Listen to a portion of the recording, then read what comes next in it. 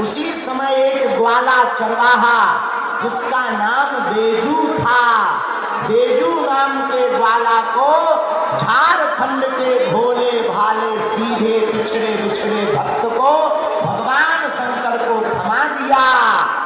और रावण जब लघु शंका करने गया तो बेजू ने विचार किया कि ये रावण ले जाके लंका में विदेश में जाकर शंकर जी को बैठाएगा, हम तो झारखंड में ही शंकर जी को विराजमान कर देते हैं ताकि पूरी दुनिया देवघर में ही आती रहे। जहां विराजमान करवाया, लौटकर रावण से भोले बाबा नहीं उठे। उसी दिन से इस स्थान का नाम हो गया बैज नाथ, क्योंकि भोले बाबा सब नाथों के नाथ हैं। किसके नाथ हैं? सबके। भोले बाबा नाथ हैं। अच्छा, जिस जगह पर भोले नाथ हो वहां कौन अनाथ होगा? सब सनाथ होंगे, क्योंकि भोले बाबा सबके नाथ हैं। और मेरे प्रियजनों, झारखंड के पागलों, यहाँ देवघर में वैद्यनाथ हैं तो यहाँ कोई अनाथ नहीं है, सब सनाथ हैं। भोले बाबा विराजमान हो गए, नाम वैद्यनाथ पड़ गया।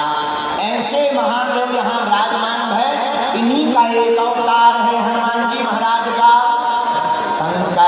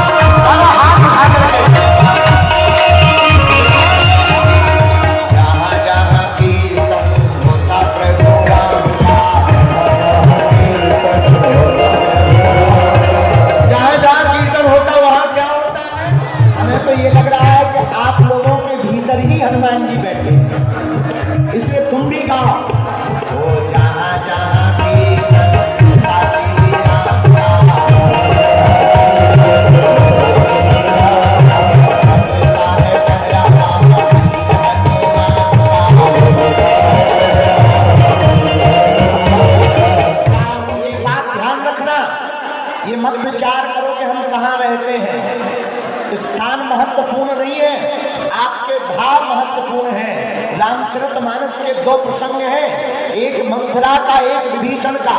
राम के राज्य में रहकर के मंथरा सुधर नहीं पाई और रावण के राज्य में रहकर के विभीषण बिगड़ नहीं पाया। इसलिए आप कहाँ रहते ये महत्वपूर्ण नहीं है, आप जहां रहो वहां सनातन का झंडा फहराते रहो। यही राम राज्य है, यही राम कथा का सार है। बोलो जय सिया राम, जोर से बोलो और जोर से बोलो। तो हनुमान जी की कृपा पाने का उपाय है राम जी की भक्ति। क्या उपाय है? बोलो बोलो बोलो बोलो। अच्छा, अब राम जी को पाने का उपाय क्या है?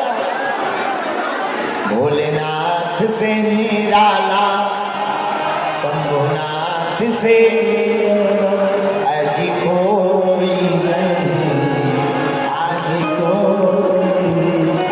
हनुमान जी राम जी से मिलवाएंगे और राम जी किससे मिलवाएंगे? अच्छा महाराज जी, ये जटाओं का मुकुट क्यों है? जटाओं का मतलब है विचारों से।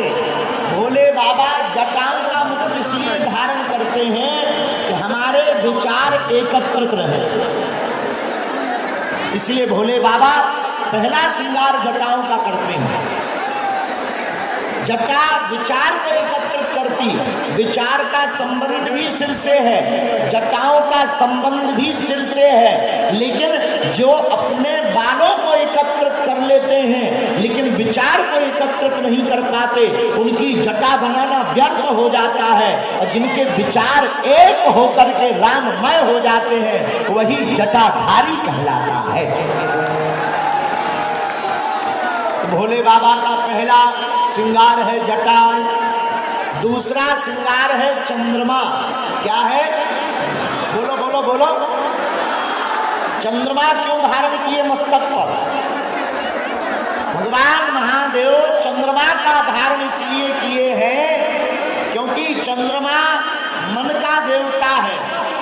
मन को बस में करने के लिए, मन को एकाग्रचित करने के लिए बहुत लोग हमारे पास आते हैं, गुरुजी हमारा मन नहीं लगता, कथा में मन नहीं लगता, भक्ति में मन नहीं लगता, पूजा पाठ में मन नहीं लगता, ठटगी के भरे मोबाइल चलाने में लगता है। अच्छा फिल्म दिखवा लो, पूरी रात देखते रहेंगे और कहो भाई सीताराम जपो, सीताराम, रामायण पढ़ो।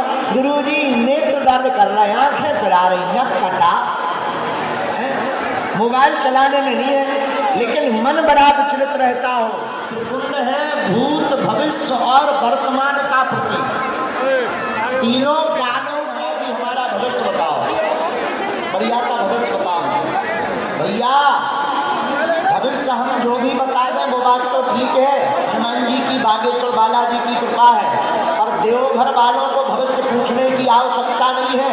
भूत भविष्य और वर्तमान तीनों को राइट फाइट करने वाले देवता वैद्यनाथ भगवान यहाँ पर विराजमान है।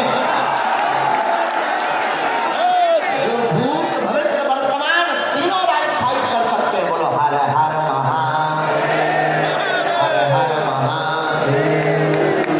यह भोले बाबा का चौथा श्रृंगार हुआ। अब पांचवा श्रृंगार सुनो।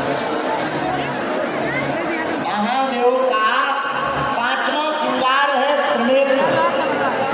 तीन नेत्र हैं, सबके दो होते हैं, शंकर जी के तीन, एक एक्स्ट्रा। भोले बाबा का हर काम अतिरिक्त ही है, एक एक्स्ट्रा है।